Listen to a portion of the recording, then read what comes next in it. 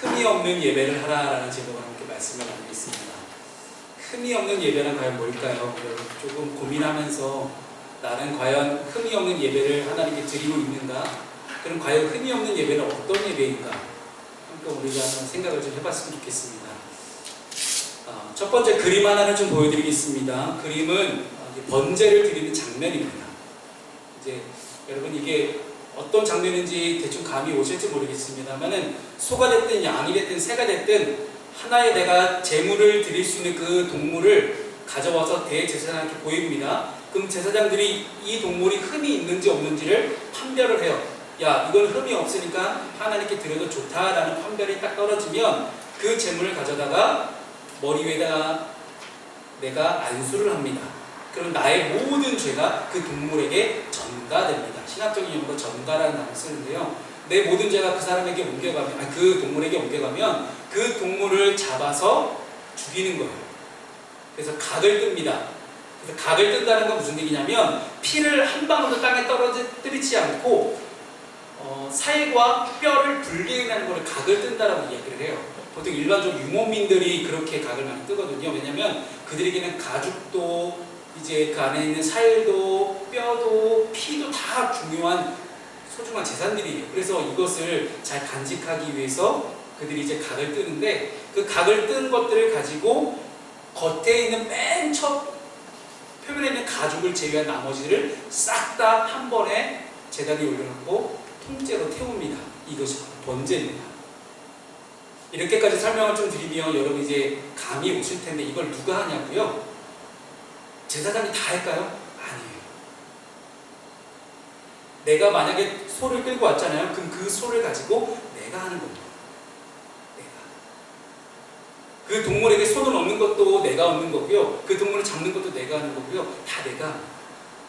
그래서 어떤 고든 웬함이라는 한 학자가 그렇게 이야기를 했어요. 상상력을 조금만 사용해보면 구약 성경을 읽고 있는 우리 모든 그리스도인들이 이 고대의 제사에 비해서 너무 쉽게 예배를 하고 있는 건 아닐까라는 그런 질문을 던지더라고요. 이 제사에 비하면 지금 우리가 하고 있는 이 현대의 예배는 너무 무기력하고 혹은 둔감하게 느껴질 정도로 우리는 되게 몸이 건조한 예배를 하고 있지는 않은지 생각을 해봅니다. 고대의 예배자는 사역자에게 어떤 단순히 설교를 듣고 찬송가를 몇 곡 부르고 함께 그냥 기도하고 끝나는 그런 제사가 아니었다라는 거예요. 고대의 예배자는 예배에 적극적으로 참여해야만 했습니다. 고대의 예배자들은 제사에 적극적으로 참여해야만 했습니다. 자기 소유의 가축 중에서 내가 갖고 있는 소유의 가축들 중에서 가장 흠이 없는 것을 골라다가 그 짐승을 성소로 가져오고 그 짐승을 죽이고 그 짐승을 자신의 손으로 각을 뜨고 그런 다음에 이 눈앞에서 그 짐승을 불에 타 연기가 하나님께 올라가는 것들을 지켜보는 그 모든 과정들이 제사이자 예배였습니다. 무엇보다도 그는 이 제사를 드리는 이 사람은 이런 행위를 통해서 무척 중요한 일이 지금 내 눈앞에 벌어지고 있구나라는 것들을 분명하게 깨달았을 것입니다. 그렇게 생각해보면 여러분들 얼마나 편합니까?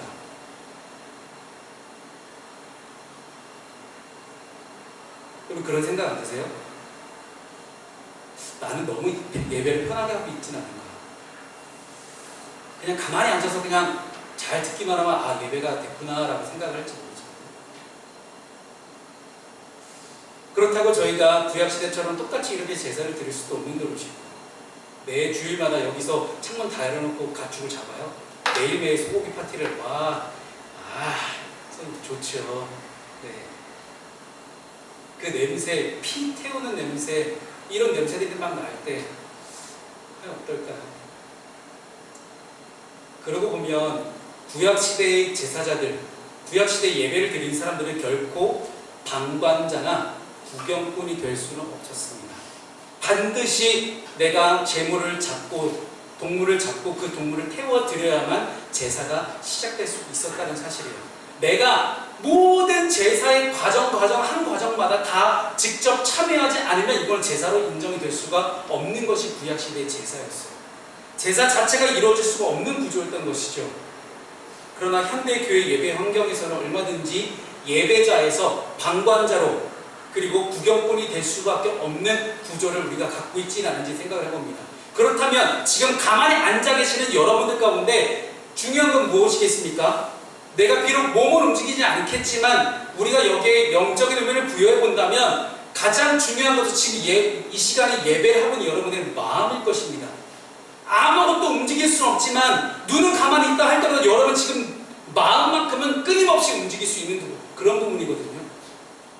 그렇기 때문에 내가 어디에 있든지 무엇을 하든지 어느 장소에 있든지 온라인으로 예배를 하든 여러분이 이 자리에 앉아있든 온라인으로 예배하는 사람은 잘못됐다고 저는 생각을 하지 않아요. 왜냐하면 이 자리에 와서 앉아있어도 마음이 하나님부터 떠나 있으면 그건 예배가 아니거든요.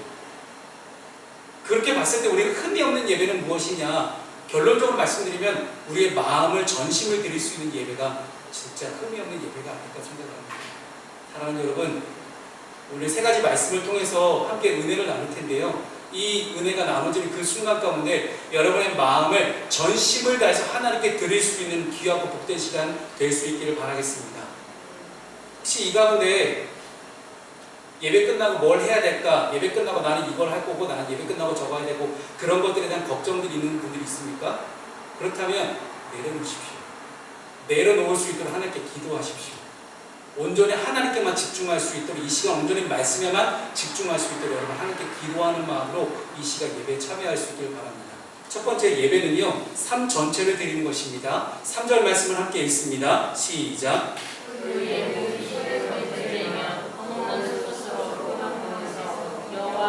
기쁘게 받으시도록 드릴지니라. 네. 우리가 레위기의 제사법을 통해서 공부해야 될 것은요, 우리가 삶의 일부분이 아니라 삶 전체를 하나님께 적극적으로 드려야 한다는 것을 우리는 깨닫습니다. 하나님께 내 삶의 모든 영역을 기꺼이 내어드릴 수 있어야 된다는 거예요. 일부분이 아니라 전체를 말씀드립니다. 그렇게 보면 일주일간의 우리가 시간 동안 7일간의 시간 동안 하루만 우리가 온전히 하나님께 드린다 생각하면 그것이 과연 예배일까요? 아니라는 거예요. 하나님은 내 삶 전체를 원하시니 7일, 한 달, 1년에 52주 나의 인생의 평생 동안 하나님은 나를 통해서 예배를 받기를 원하시는데 우리는 주일 예배 한 번으로 나는 예배했다 라고 나에게 스스로에게 위안을 주고 있지는 않은지 우리가 되돌아봐야 된다는 이야기예요. 레위기에 5가지의 제사가 나옵니다. 첫 번째 번제, 소제, 화목제, 속죄제, 속건제 이렇게 5가지가 나옵니다. 저희가 이제 매일매일 말씀 묵상자를 통해서 이 5가지 제사를 다 살펴볼 텐데요. 오늘은 첫 번째 번제에 대해서 함께 살펴보겠습니다. 번제의 목적은 뭘까요? 번제를 왜 할까요? 내가 직접 이 동물도 다 잡아야 되고 각을 떠야 되고요. 같은 이 동물을 통째로 불에다 태워서 드려야 되는 이 짓을 왜 해야 될까요? 라는 거예요. 하나님께 번제를 드리는 경우가 몇 가지가 있었어요. 근데 중요한 것은 뭐가 있냐면 하나님께 전적인 헌신을 다짐할 때 번제를 드립니다. 그리고 하나님께 아낌없이 나의 전부를 드린다라고 고백할 때 그때 우리는 번제를 드립니다. 간단히 말해서 번제는 하나님께 헌신을 다짐하는 그런 제사였다는 거예요. 그런데 번제가 다른 제사들과 분명히 확연하게 구별되는 특징이 한 가지가 있습니다. 그것은 제물의 가죽을 제외하고는 모든 것을 한 번에 다 태워 드려야 된다는 거예요. 다른 제사들은 제가 뭐 중간에 이번 주 중에 소제에 대해서 설명을 드렸지만 소제는 일부분을 남겨두거든요. 왜? 다른 사람에게 나눠줘야 되니까. 근데 번제만은 무조건 다릅니다. 번제만은 무조건 가죽을 제외하고 다 태워 드렸어야 돼요. 이것은 하나님이 우리의 삶의 일부분이 아니라 삶의 전체를 받기를 원하신다는 분명한 표시를 말합니다. 그러면 제물의 가죽은 왜 남겨뒀을까요? 본문에는 없지만 레위기 7장 8절을 보게 되면요, 가죽은 제사장의 수고비로 들어갑니다. 그러나 제사장의 수고비 때문만으로 가죽을 남겨두진 않는다고 얘기해요.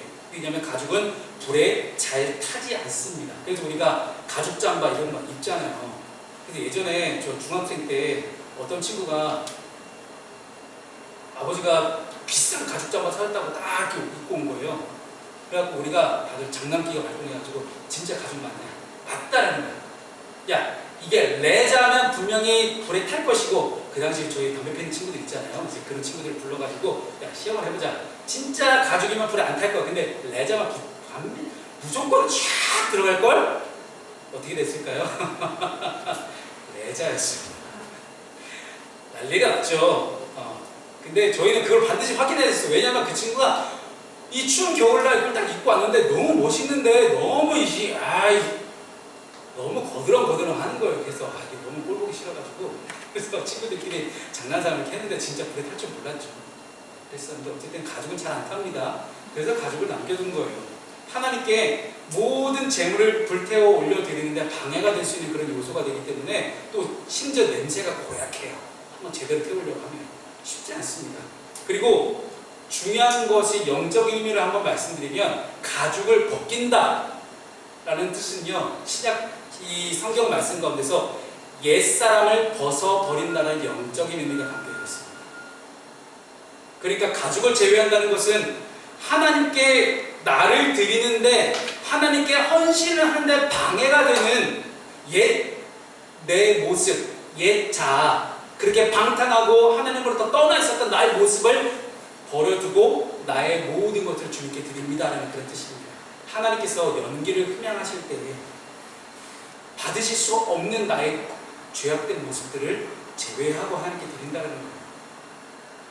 그래서 하나님께 헌신하는데 방해가 되는 모습을 우리는 확실하게 제거할 수 있어야 됩니다. 우리가 일상생활을 살아가는 동안 예배할 때 하나님께 예배가 방해되는 요소들이 분명히 존재할 수 있어요. 근데 그런 것들 내가 알고 있으면서도 제거하지 않는다면 나는 여지를 남겨두는 것입니다. 거의 대부분 우리는 하나님께 죄를 지었다는 마음이 들 때는 언제입니까? 내가 조금 남겨뒀던 그 여지가 나로 하여금 죄를 짓게 만듭니다. 그래서 하나님께 방해가 되는, 예배할 때 방해가 되는 어떤 요소라도 우리는 반드시 없애버릴 수 있어요. 그래서 제가 설교를 시작하면서 여러분 예배 외에 여러분 머릿속에 떠오르는 생각들을 지워버릴 수 있도록 기도하라고 말씀드렸던 이유가 그것입니다. 본문을 살펴보면 이 재물을 가져온 사람이 정말 많은 일들을 해야 돼요. 번제를 드리는 자는부터 가축 중에서 흠없는 재물을 자기가 직접 골라야 됩니다. 자기가 집에 있던 아니면 밖에서 사오던 어찌됐든 이 재물을 흠이 없는 재물을 본인이 직접 골라야 돼요. 그리고 재물에 안수해서 내 죄를 그 동물에게 전가시키고 옮기고 죽이고 각을 뜨고 내장 등을 깨끗하게 물로 다 씻어갖고 생선이 손질한 다음에 불태워드려요. 적극적으로 헌신의 제사에 동참하는 한 사람의 모습을 여러분 지금 지켜보고 계신 겁니다. 이것은 우리가 하나님께 제사를 드릴 때, 우리가 하나님께 예배할 때 마지못해 하면 안 된다는 것을 뜻하는 거예요. 예배는 마지못해 억지로 하는 것이 아니라 적극적으로 실제적으로 해야 되는 것이 바로 예배입니다. 하나님께 내 삶의 모든 영역을 적극적이고 실제적으로 내어드릴 수 있어야 된다는 거예요. 그래서 단순히 앉아서 내 마음만, 내 생각만 드리는 것이 아니라 나의 시간과 나의 물질과 나의 재물과 나의 모든 것들을 다, 모든 영역을 하나님께 드릴 수 있어야 된다는 말입니다. 그래서 하나님 이 부분은 안 돼요. 요거는 드릴 수 있어요. 근데 요건 안 돼요. 이거는 제 거예요. 그런 나눠지는 마음들, 그런 분리된 마음을 하나님은 원하지 않으십니다. 나의 모든 것들을 받기를 원하신다는 사실이죠. 우리가 창세기 말씀에서 잘 알고 있는 아브라함이라는 사람이 나오게 되죠. 하나님 아브라함에게 첫 번째 명령이 너의 본토 친척 아버지 집을 떠나 내가 네게 지시할 땅으로 가라. 그래서 갔어요. 가서 처음에 아들을 못 얻는 줄 알았는데 하나님이 이삭을 줄 것이라고 이삭을 진짜 얻었어요. 근데 주실 때 언제고 또 달래요. 내 독자 이삭을 네가 정말로 아끼고 사랑하는 거 알겠는데 너 네 독자 이삭 나한테 줄 수 있겠니? 번제로 드릴 수 있겠니? 방금 번제 설명 드렸잖아요. 그때는 아브라함이 어떻게 해요? 아들 이삭을 부릅니다. 하나님이 우리에게 번제를 드리라고 하신다. 가자. 그래서 이삭을 데리고 갑니다. 그 사이에는요 어떤 망설임도 없습니다. 하나님이 드리라고 하시면 바로 드리는 아브라함의 순종의 모습을 보게 돼요. 번제가 뭔지 알고 이제 다 알게 됐잖아요. 이삭이라는 이 내 사랑하는 아들을 죽여서 각을 뜨고 내장을 깨끗이 손질하고 하나님께 드리라는 말이에요. 근데 이것을 아브라함이 하겠다라고 뛰쳐나간 거예요. 근데 아브라함이 이삭을 드리라고 했던 그 모리아 땅의 한 산, 그 산이 어디입니까? 나중에 신약시대로 건너오게 되면 예수 그리스도께서 십자가를 못 박히신 그곳이 바로 모리아 땅의 한 산이었어요. 하나님은 아브라함을 통해서 이삭을 바치라고 하셨던 그 모습을 그대로 자기의 아들 예수 그리스도를 하나님께 드릴 수 있는 그 장면으로 하나님 바꾸신 것입니다. 사랑하는 여러분, 부분이 아닌 전체를 원하시는 하나님의 속뜻을 아브라함은 알고 있었습니다. 그리고 순종합니다. 그리고 그 순종에 대해서 하나님은 야, 네 순종을 내가 믿음이라고 여겨줄게 라고 하십니다. 믿음은 무엇입니까? 단순히 내가 예배를 나와서 교회 와서 예배 참석하고 돌아오는 것이 믿음이 아니라는 거예요. 믿음은 매일매일 내가 그냥 말씀을 읽기만 하는 것, 내가 필요할 때만 하나님을 찾고 내가 필요할 때 기도만 하는 것이 믿음이 아니라는 거예요. 성경이 말씀하고 있는 믿음은 나의 전부를 하나님께 내어 맡깁니다 라는 고백입니다. 순종이에요. 그 순종과 고백만이 믿음임을 여러분 잊지 않았으면 좋겠습니다. 그런 아브라함의 순종과 믿음을 보시고 하나님은 매우 기뻐하셨다고 성경은 기록합니다. 사랑하는 푸른숲교회 성도 여러분, 억지로 드리는 마음, 남아있는 물질 가지고 그냥 대충 드리는 마음, 자투리 시간은 이걸 내 거야 라고 생각했던 그 모든 마음들, 자투리 시간까지도 다 하나님께 내어드릴 수 있는 그런 마음, 전체를 하나님께 드릴 수 있는 그런 마음, 그런 흠이 없는 예배를 할 수 있길 바랍니다. 두 번째는요, 하나님은 이런 예배를 기쁘게 받으십니다. 4절 말씀을 함께 읽겠습니다. 시작. 그는 본제물을 위하여 살지니 그를 위하여 기대를 받으시며 그를 위하여 속죄가 될 것이라. 아멘. 우리는 하나님께서 나의 헌신과 예배를 기쁘게 받으신다는 사실을 깨달을 수 있어야 됩니다. 하나님은 헌신하는 우리를 기뻐하십니다. 이것이 우리에게 얼마나 큰 힘이 되는지 우리 모릅니다. 우리말로 태우는 제사라는 이 뜻하는 이 번제라는 단어는요, 이 번제가 한자로 따지면 그 태우는 제사거든요. 이 태우는 제사는 히브리어로 올라예요. 올라. 스페인어로 안녕을 뜻하는 올라가 히브리어로는 이제 태우는 제사를 뜻합니다. 이 단어는, 이 올라라는 단어는 위로 올라간다는 것을 의미해요. 그러니까 히브리어 올라가 위로 올라간다는 뜻이에요. 신기하죠? 우리랑 비슷합니다. 번제의 짐승이 제단 위에 올라갑니다. 그리고 불에 타서 연기가 된 다음에 그 향기가 하나님께 올라가기 때문이에요. 하나님께서는 자신에게로 향하는 그 향기를 기쁘게 받으십니다. 또 오늘 본문 4절에도 그를 위하여 기쁘게 받으심이라 그를 위하여 속죄가 될 것이라고 말씀하셨어요. 하나님이 이 번제의 향기를 기쁘게 받으신다는 사실입니다.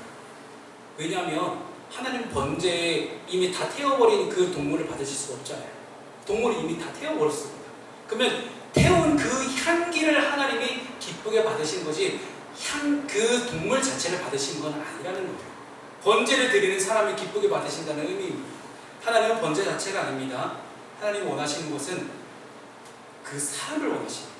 그 사람의 헌신을 원하신다는 거예요. 그러니까 우리는 우리가 드리는 헌신만이 아니라 헌신을 드리는 우리 자체를 기뻐하시는 하나님, 헌신의 그 순간, 예배 자체 혹은 번제물의 연기만 기뻐하시는 하나님이 아니라 번제물의 연기가 올라갈 수 있도록 번제물을 드리는 그 사람을 하나님을 기뻐하신다는 사실을 잊지 않았으면 좋겠습니다.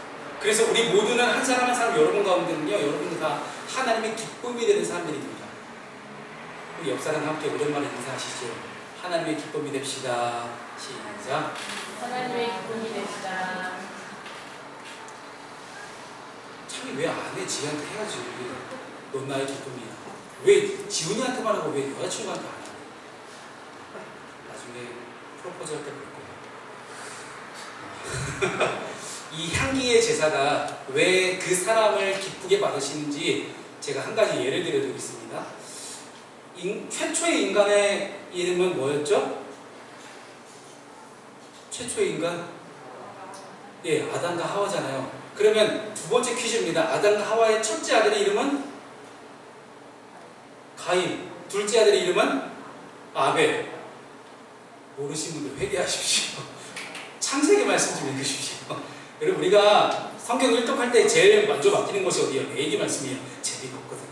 창세기, 출애굽기, 레위기 세 번째에서 맡기거든요. 그래도 그나마 창세기, 출애굽기까지는 주거를 읽었잖아요. 그러면 창세기에서 가인과 아벨 정도는 알아야죠. 가인과 아벨이 나오는데 이 가인과 아벨이, 가인은 어떤 사람이었어요? 예? 가인은 목축을 해서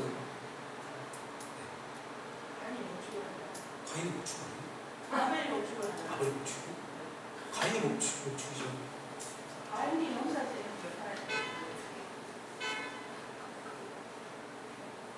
아벨이 농사. 아벨은 양을 그걸 잡았죠. 창세기부터 우리 다시 한번 읽읍시다. 자, 중요한 거는요. 이렇게 되면 이게 설교가 길어지거든요. 자, 가인과 아벨이 하나님께 동시에 제사를 드렸다고 해요. 성경 말씀 그렇게 기록하지 않습니까? 가인과 아벨이 동시에 제사를 드리기 시작하는데 하나님은 아벨의 제사를 받으셨는데 가인의 제사를 받지 않으셨다고 기록을 해요. 왜 받았고 왜 안 받았는지를 성경이 창세기에서는 기록을 안 해요. 그런데 신약 성경으로 넘어오게 되면 하나님이 그 이유를 밝히시는데 신약 성경에서 뭐라고 말씀하십니까? 가인이 드렸던 제사를 받지 않으셨던 이유에 대해서 가인의 마음에 대해서 이야기하시고 마음의 중심. 하나님은 가인이 제사를 드릴 때 그 마음의 중심을 아셨기 때문에 가인의 제사를 받지 않으셨다고 기록해요.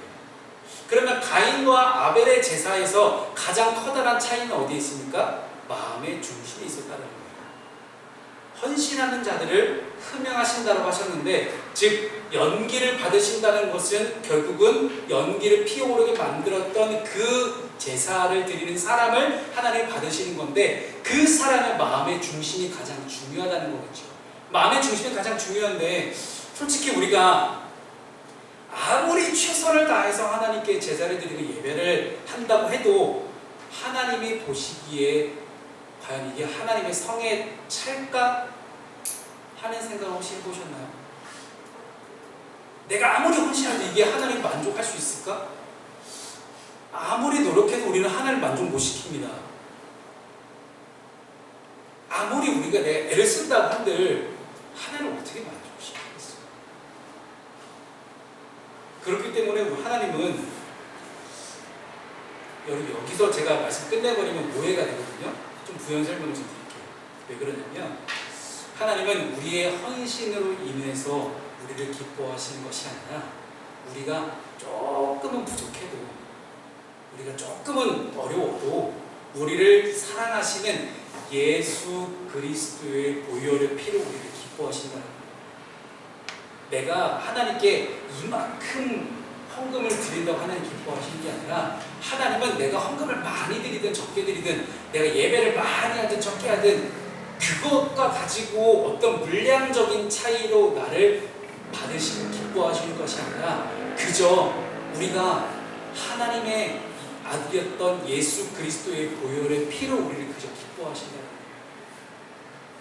그래서 하나님께서 보시기에 조금은 우리가 부족하더라도 그럼에도 불구하고 우리가 나의 최선을 다해서 하나님께 나의 헌신을 드릴 때 하나님은 내 마음의 중심을 보시고 기뻐하신다는 사실입니다.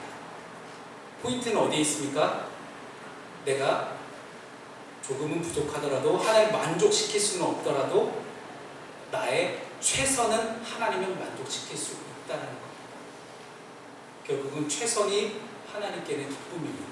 사랑하는 여러분, 하나님께 최선을 다할 수 있기를 바랍니다. 세 번째는요, 예배는 전심으로 드리는 것입니다. 계속해서 전심으로 헌신하는 부분을 얘기를 하고 있는데, 번제를 드릴 때 제물의 종류로 소를 드리든 양을 드리든 새를 드리든 중요한 것은 어떤 종류의 제물을 드리는가가 중요하지 않았어요. 흠이 없는 예배, 반드시 흠이 없는 제물을 드려야 되는 것이 유일한 조건 하나였습니다. 여러분 여기서 얼마나 감사합니까? 하나님은 그 사람의 형편을 따라서 제사를 드리게 하셨어요. 형편이 넉넉한 사람은 소를 드리게 하셨고, 형편이 조금 중간적인 사람은 양을 드리게 하셨고, 그것마저도 못 드린 사람은 비둘기와 같은 흠이 없는 새를 드리게 하셨어요. 그런데 새를 드리던 양을 드리던 소를 드리는 그것이 중요한 것이 아니라 그것을 헌신으로 전심으로 최선을 다해서 이것을 드렸느냐라는 거예요. 흠이 없는 짐승은 당연히 내가 가지고 있는 소유물 가운데서 가장 귀하고 가치 있는 것입니다. 흠이 없다는 것은 또한 제물을 드리는 자가 하나님 앞에서 어떤 자여야 함을 우리에게 가르쳐주고 있어요. 이는 예배자의 바른 제사에 대해서 우리에게 중요한 교훈을 가르쳐줍니다. 재물의 종류가 다르시듯이 헌신의 종류와 헌신의 크기도 다를 수 있어요. 소와 양과 새로 분류가 다르듯이 우리 각자의 삶 가운데도 우리가 교회를 위해서 하나님을 위해서 충성하고 헌신할 때도 각자 크기가 다르고 종류가 다릅니다.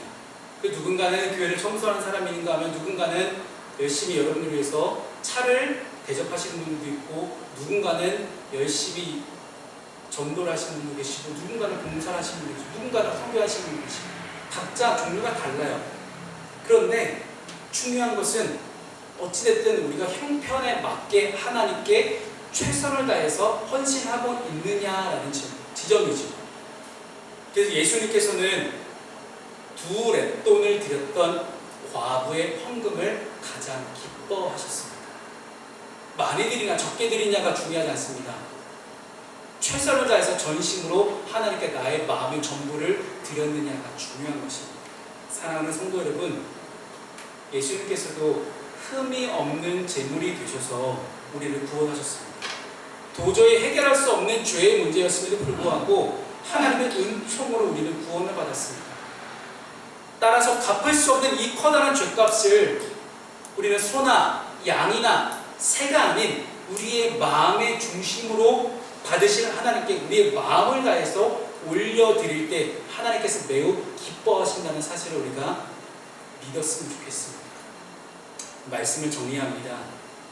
번제에 대해서 아까 올라라는 히브리어를 말씀드렸죠.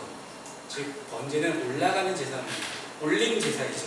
위로 올라가는 제사인데 이 말은 하나님께 드려지는 제물을 불살라서 화제를 드릴 때 자연스럽게 연기가 올라가게 되고 이것을 하나님께 향기로운 냄새가 되었고 이걸 하나님께서 흠양하셨다는 말입니다. 근데 여기에 하나의 단어를 좀 소개를 더 드리겠습니다. 향기로운이라는 단어가 나오게 되죠. 이 향기로운 단어의 원어를 보면 달래다. 삐졌을 때 달래는 것처럼 화가 났을 때 달래는 것처럼 달래는 거예요. 그리고 진정시키다 라는 단어가 향기로운 이 히브리어 원어 안에 숨겨져 있는 속뜻입니다. 달래다, 진정시키다. 즉 인간의 범죄로 말미암아 하나님을 떠나 있는 이 인간들을 하나님이 심판하려고 하셨는데 인간들이 자신의 최선을 다해서 마음을 다해서 하나님께 번제를 드릴 때 하나님의 그 번제로 인하여서 마음이 진정되고 달래게 된다는 그런 이야기입니다. 그런데 이 번제는 하나님의 한없는 긍휼과 은총으로 이어진다는 사실입니다. 하나님을 향한 올바른 예배와 이 제사는 하나님의 진노를 멈추게 하고 하나님과 우리 사랑하는 성도들의 아름다운 관계가 지속될 수 있도록 합니다. 저와 여러분이 또한 우리 푸른숲 교회가 그런 향기로운 예배를 드릴 수 있는 귀한 예배 공동체가 될 수 있기를 주님의 이름으로 축원합니다. 아멘.